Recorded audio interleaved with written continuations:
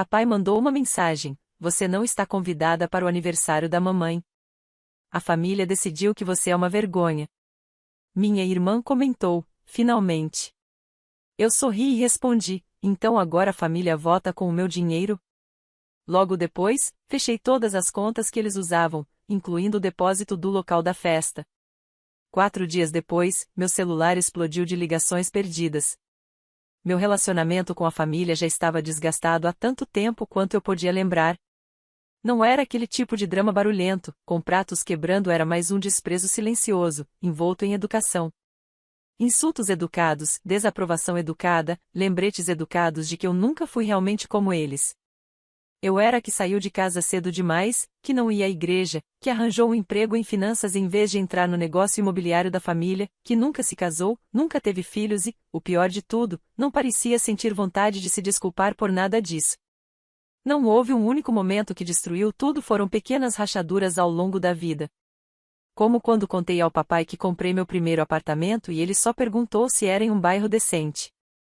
Ou quando Kelsey pegou $2.000 da minha conta e todos trataram como se tivesse sido um erro de clique. Ou quando levei mamãe para Nova York no aniversário dela e ela contou para os outros que eu fiz isso porque estava solitária e provavelmente arrependida de não ter uma família própria. Então, sim, nós não éramos próximos. Mas eu continuava tentando mais por hábito e culpa do que por afeto. Culpa por pensar que talvez eu fosse fria demais, orgulhosa demais.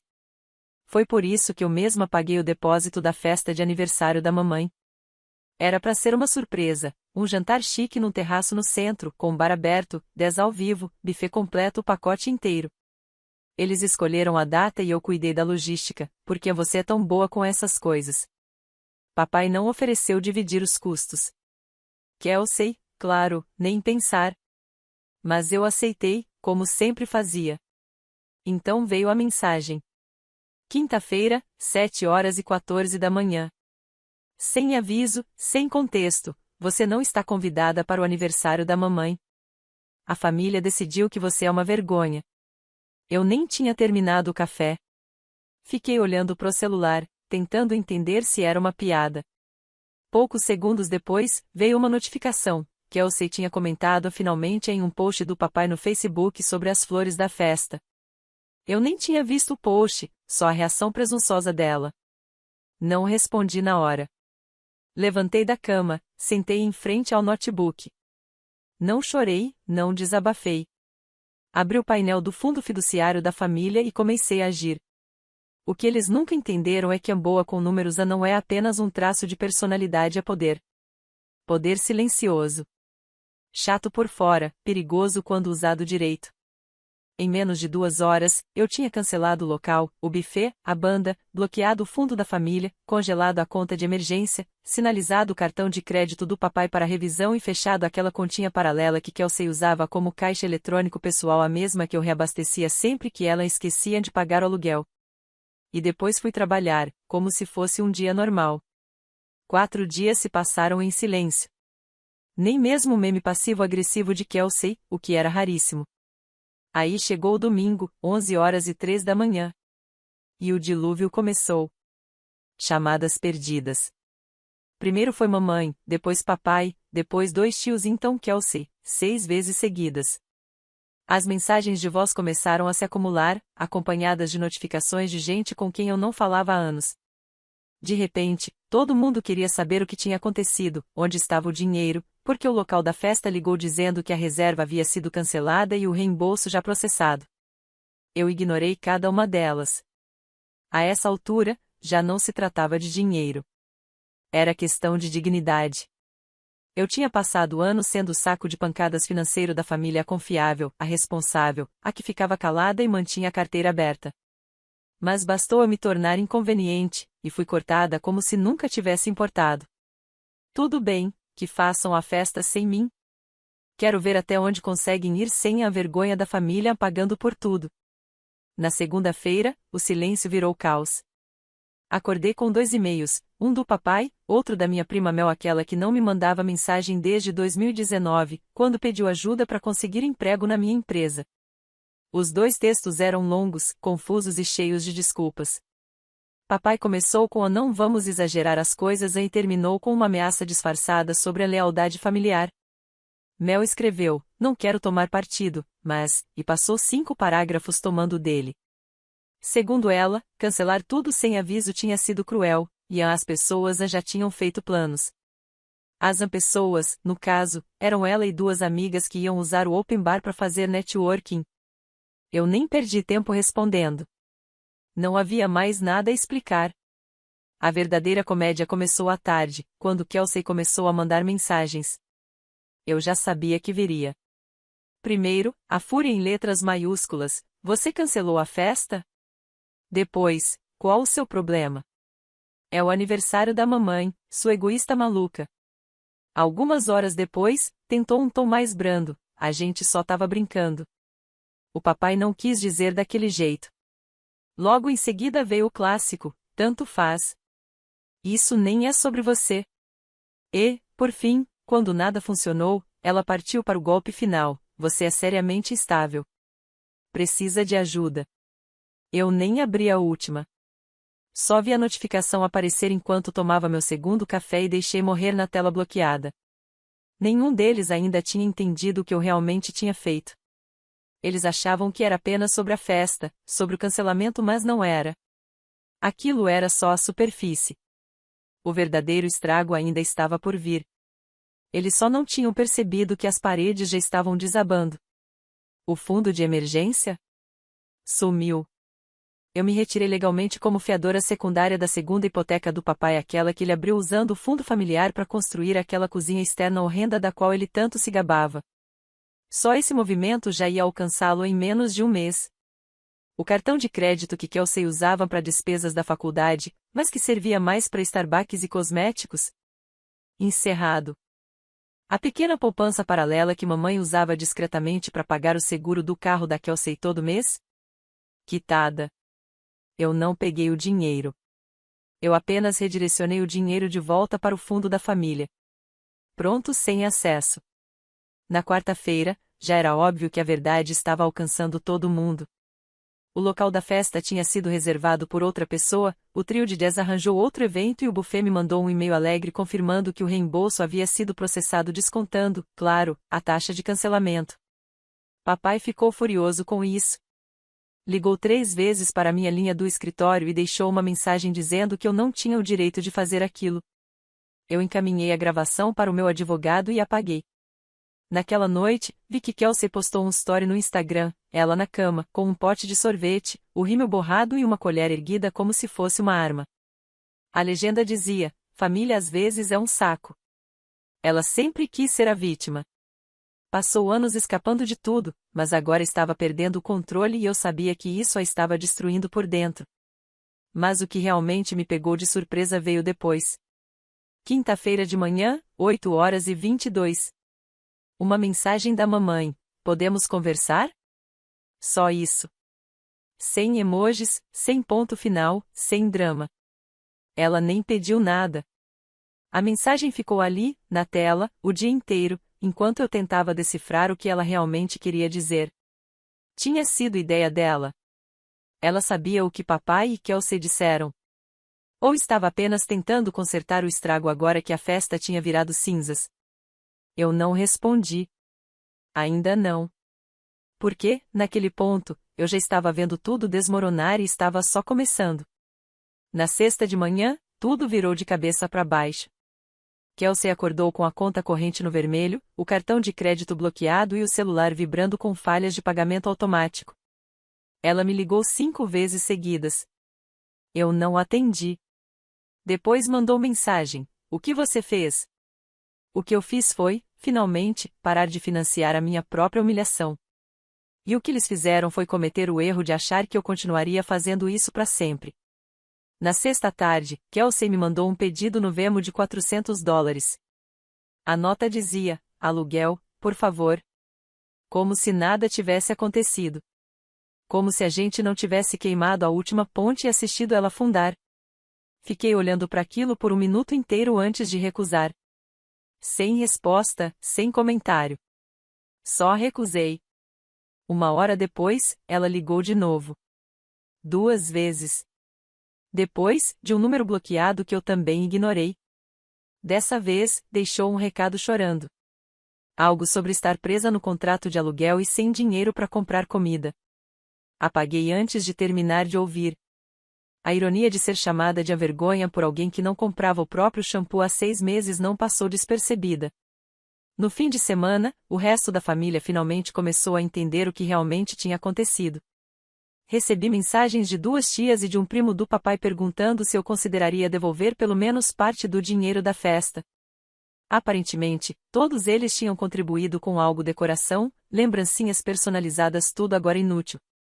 Eu nem sabia que tinham colocado um centavo. Me disseram que estavam tudo pago, o que, tecnicamente, era verdade. Mas enquanto eu encobria tudo, eles queriam simpatia. Eu dei silêncio. No domingo de manhã, papai apareceu no meu prédio. Não ligou antes, não tocou o interfone, simplesmente apareceu e esperou até que algum vizinho desavisado deixasse ele entrar. Bateu na minha porta como se fosse dono do lugar. Eu não atendi. Fiquei parada do outro lado, esperando ele ir embora. Ele ficou ali por quase 10 minutos, primeiro batendo, depois esmurrando, e então começou a murmurar coisas que eu conseguia ouvir mesmo através da porta. Coisas sobre eu ser ingrata, sobre dever à família, sobre a mamãe. Essa foi a única parte que me fez hesitar. Ele disse, ela não está bem. E então foi embora. Não dormi muito naquela noite. Fiquei pensando na mamãe. Já fazia semanas que eu não a via, quase não falávamos. Ela não tinha me defendido, é verdade, mas também não tinha me atacado. E quando mandou a mensagem a "podemos conversar", não veio acompanhada de culpa, chantagem ou exigência, só silêncio. O que, vindo dela, já era muito. Eu quase respondi, mas não respondi. Ainda não. Porque foi naquela noite que descobriu o que o papai estava tentando fazer. Ele havia dado entrada em uma papelada para transferir uma parte do fundo familiar, aquele que eu administrava, para uma conta separada, sob o controle dele. O banco bloqueou imediatamente. Era uma movimentação não autorizada, que gerou um alerta interno. Eles me ligaram. E ali eu percebi, isso nunca foi sobre a festa. Aquilo tinha sido apenas o primeiro passo. Papai queria retomar o controle não só sobre mim, mas sobre o dinheiro, o fundo, tudo. E a única coisa entre ele e isso era o fato de que eu ainda tinha autoridade total sobre as finanças. Então, eu tomei uma decisão. Na segunda de manhã, encontrei meu advogado. Iniciamos o processo de encerrar todas as contas que ainda eram legalmente compartilhadas. Transferimos o fundo para uma nova estrutura, sob minha supervisão exclusiva. Algo à prova de brechas. Eu deixaria o suficiente para a mamãe, ela não era o problema. Mas o resto?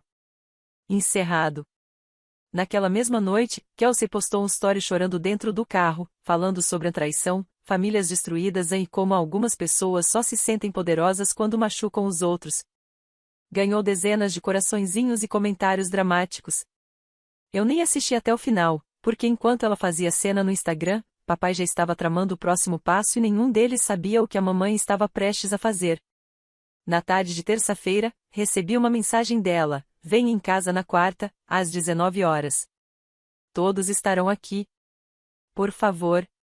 Fiquei surpresa. Eu não colocava os pés na casa dos meus pais havia mais de um ano. A última vez foi no dia de Ação de Graças, e saí mais cedo depois que Kelsey fez uma piada sobre eu levar a mais uma garrafa de vinho sem graça para compensar a falta de namorado. Todos riram, até mamãe, embora tenha fingido logo em seguida que não. Mas essa mensagem era diferente. Não parecia uma emboscada nem um golpe de culpa. Era simples, direta e vinha dela. Quase não fui. Por pouco ignorei, pronta para acreditar que era só mais uma armadilha planejada pelo papai. Mas havia algo estranho naquela mensagem. Não parecia que ela só queria apaziguar as coisas, parecia que estava planejando algo. Então eu fui. Quando estacionei em frente à casa, vi mais carros do que esperava. Muitos mais. Parentes que eu não via há anos. Primos distantes. Até o tio Russ, que tinha sido praticamente banido da família depois de um Natal bêbado em 2016. Aquilo foi o primeiro sinal de que algo estava diferente. Lá dentro, a casa estava impecável, iluminada com aquelas luzes amareladas e suaves que mamãe usava quando estava nervosa. Havia comida, muita comida feita por ela, não comprada pronta. E havia decorações, mas não aquelas caras que eu tinha pago da última vez. Eram simples, feitas à mão, um cordão de luzes sobre a lareira, cartões de lugar escritos à caneta, guardanapos dobrados com cuidado. Não parecia um pedido de desculpas.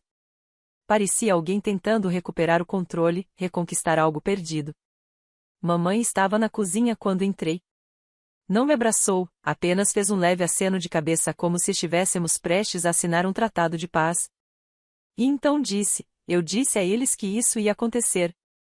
Eu não sabia de quem ela estava falando, papai, a família inteira, ou ela mesma, mas a segui até a sala de estar. Foi então que o vi. Papai já estava bêbado. Não apenas alegre, bêbado de verdade, voz arrastada, rosto vermelho, balançando um copo enquanto fazia um discurso diante da lareira. Contava uma história sobre como a Jéssica se voltou contra todos nós. Metade da sala parecia desconfortável. A outra metade estava se divertindo. Kelsey estava sentada ao lado dele, de braços cruzados, com a cara de quem não dormia há dias. Foi aí que mamãe fez algo que eu nunca tinha visto antes. Entrou no meio da sala, bateu palmas 2 vezes e mandou todo mundo calar a boca. Sem gritos, sem drama, só palavras firmes e nítidas, que cortaram o ar. O silêncio caiu de repente, como se ela tivesse apertado um interruptor. Então ela disse: Jéssica pagou por essa festa 2 vezes. Uma com dinheiro e outra com silêncio. Todos vocês fizeram suas escolhas. Agora aprendam a viver com as consequências. E, sem hesitar, tirou o copo da mão do papai e despejou a bebida na pia. Kelsey se levantou, tentando dizer alguma coisa, mas mamãe virou para ela e disse: Você teve um ano inteiro para amadurecer e ainda não conseguiu. Estou cansada. O silêncio foi inacreditável. Eu continuei parada, ainda segurando o casaco, completamente chocada. Eu não esperava defesa. Nem confronto. Muito menos que mamãe perdesse o controle assim na frente de todo mundo. Mas ela perdeu. E não recuou. Por uns 10 minutos, parecia que ninguém respirava. Alguns foram embora. Outros ficaram sentados, desconfortáveis. Uns poucos me lançaram sorrisos sem graça, como se tivessem acabado de lembrar que eu era uma pessoa. Mas, claro, não durou. Papai voltou com uma garrafa que devia ter escondido em algum lugar. Serviu-se de outro copo e, arrastando as palavras, disse que a Jéssica precisa aprender que dinheiro não a torna dona da razão. Começou a discursar de novo. Disse que eu era desrespeitosa. Me chamou de incalculadora com ressentimento. E foi aí que eu perdi o controle. Havia uma panela de sopa ainda fervendo no fogão, uma das da mamãe. Fui até a cozinha, peguei a concha e, sem dizer uma palavra, lancei uma colherada inteira através da sala. Acertou ele em cheio no peito quente, grossa, direto no suéter favorito dele. Todo mundo prendeu a respiração. Alguém riu. O copo escorregou da mão dele e se espatifou no chão. Saí. Não me despedi.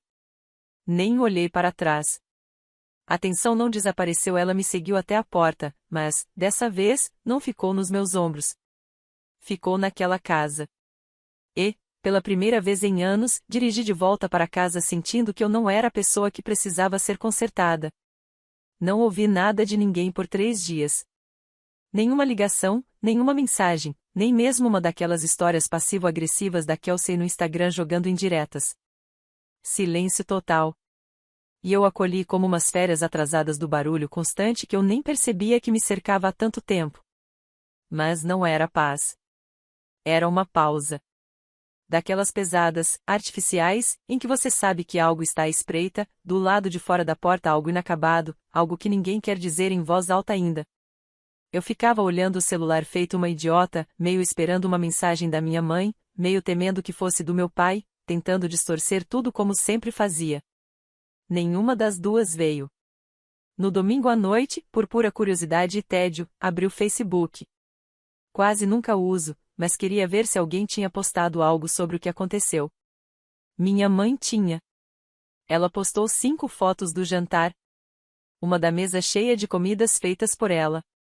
Outra do quintal iluminado com aquelas luzes baratas que ela sempre dizia deixarem o ambiente mais acolhedor.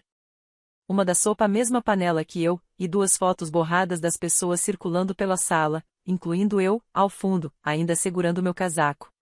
Parecia alguém que ainda não tinha decidido se ia ficar ou sair. Sem legenda, sem explicação, só fotos. A maioria dos comentários era o de sempre: "Feliz aniversário, está lindo, queríamos ter ido." Mas o que me chamou a atenção foi quem não estava nas fotos. Meu pai não aparecia em nenhuma. Kelsey também não. Isso me pegou de surpresa. Eu não sabia o que tinha acontecido depois que saí, mas claramente algo tinha se quebrado naquela casa. Algo fundo bastante para que minha mãe não se preocupasse mais em fingir. E foi aí que percebi: algo tinha mudado. Pela primeira vez, minha mãe não estava apenas evitando o conflito, ela estava, silenciosamente, escolhendo um lado. O dia seguinte passou sem nada. Mas, na tarde de quarta-feira, recebi uma ligação de um número desconhecido. Quase ignorei, por hábito, mas deixei cair na caixa postal. Era minha mãe. A voz dela estava firme, calma. Ela disse: "Vou passar aí amanhã, por volta das 5. Tudo bem?" Queria levar algo para o jantar. Só isso. Sem culpa, sem longas explicações, sem precisamos conversar. Apenas uma decisão, simples e direta. Como se ela finalmente estivesse fazendo uma escolha por conta própria. Passei horas debatendo comigo mesma se devia responder. Não respondi. Não sabia o que eu queria dela ou se queria alguma coisa. Mas, às 16h55 do dia seguinte, lá estava eu, limpando o balcão da cozinha. Não por ela. Por mim. Ela chegou exatamente às 5, segurando uma sacola de papel pardo. Não me abraçou. Não entrou com um discurso dramático, apenas me entregou a sacola e disse: "É a sopa." Fiz um pouco a mais. Sentamos à mesa como 2 pessoas em uma sala de espera, comendo em silêncio. A sopa estava quente, espessa, familiar. De alguma forma, até reconfortante, apesar da lembrança que carregava. No meio da tigela, ela finalmente me olhou e disse: "Eu devia ter o impedido há muito tempo." Eu não disse nada. Deixei que ela falasse. Ela contou tudo. Como o pai vinha desviando dinheiro do fundo da família, tapando buracos de negócios que ninguém sabia que existiam. Como Kelsey havia largado a faculdade meses atrás, mas mentiu dizendo que tinha terminado, até falsificou um histórico para continuar recebendo os cheques. Contou como ela sabia que as coisas estavam desmoronando, mas estava cansada demais, entorpecida demais para reagir. E então disse: "Quando ele te mandou aquela mensagem, eu não concordei. Pedi para ele não fazer isso, mas também não o impedi. Só fiquei lá, parada." Aquilo doeu, mas, pelo menos, foi honesto. Ela não me pediu perdão. Não tentou se justificar. Apenas assumiu. E só isso já tornava aquela conversa diferente de todas as outras que tivemos. Terminamos a sopa. Eu servi chá. Ainda sem reconciliação dramática, sem momentos de mãos dadas, apenas 2 mulheres sentadas frente a frente, sem mais fingimentos. Eventualmente, ela se levantou e disse: "Vou embora. Só queria te dizer isso pessoalmente." Na porta, fez uma pausa e acrescentou: "Não estou te pedindo para voltar. Só quero que saiba que deixei ele há 2 dias." Eu não me mexi. Não disse nada. Apenas a observei sair. Ela não chorou. Eu também não. Fiquei ali por um bom tempo depois que ela foi embora, olhando para as tigelas vazias sobre a mesa, as 2 canecas de chá entre elas. O silêncio no cômodo era diferente, não pesado, apenas quieto. Ela finalmente o tinha deixado. E eu estava, finalmente, livre de todos eles menos dela. E eu não sabia se isso me assustava ou me dava esperança. O silêncio era outro agora. Não aquele cheio de tensão, esperando o próximo golpe.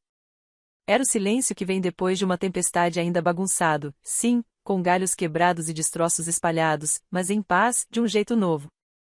Um silêncio em que você finalmente consegue ouvir seus próprios pensamentos. Depois que minha mãe foi embora, os dias se misturaram. Voltei ao trabalho, fiquei na minha e não olhei o grupo da família nenhuma vez. Ninguém tinha mandado nada desde a noite do incidente da sopa, e eu não seria quem traria os mortos de volta.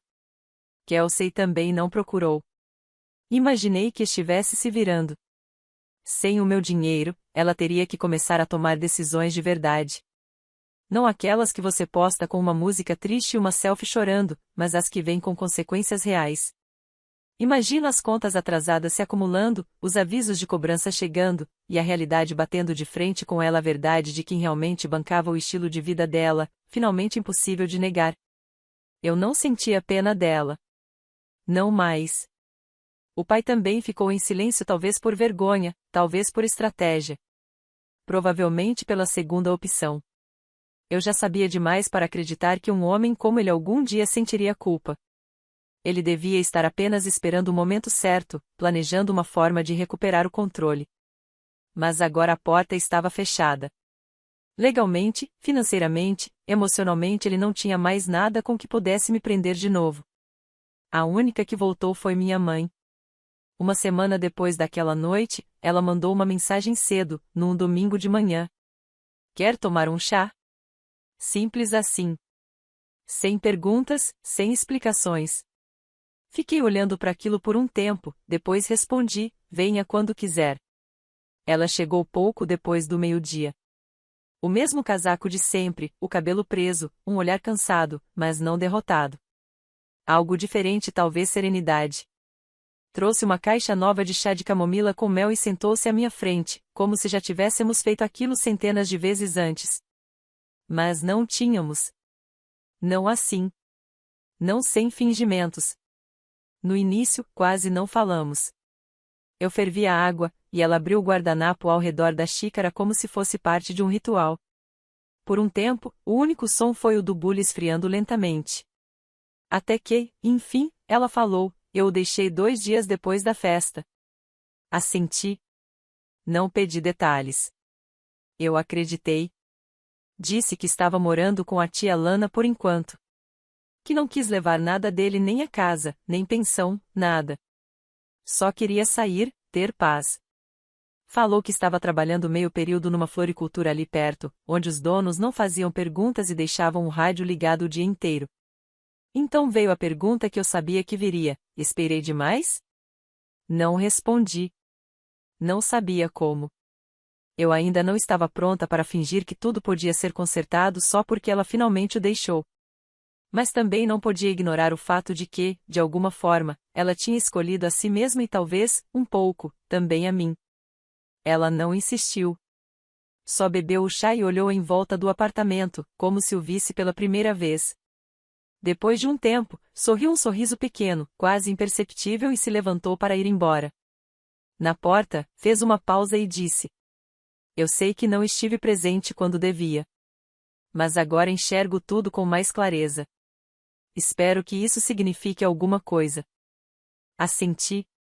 Era tudo o que eu podia oferecer. Depois que ela saiu, lavei as xícaras, dobrei o guardanapo que ela deixou e me sentei de novo.